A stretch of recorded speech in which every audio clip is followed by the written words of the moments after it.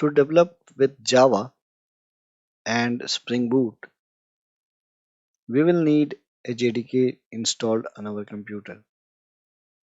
And if we are using Spring Boot 3, then the minimum requirement is Java 17.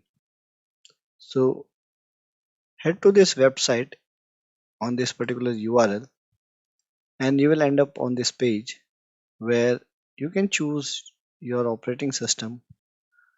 Let's say for me it's Windows. Architecture, if you want, you can leave it, or you can also filter that package type JDK and choose the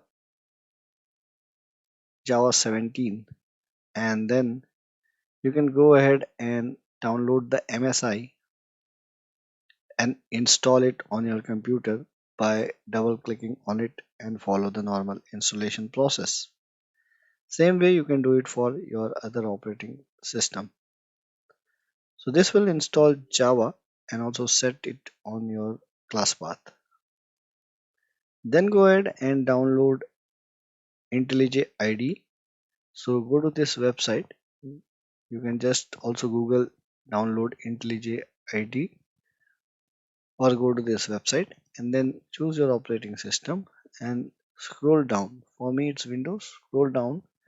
You will be able to download this community version, the exe, and go ahead and double click and install it by the normal installation process, and then you should be good to start with Java development with IntelliJ IDE. So this was about the software installation. Thank you.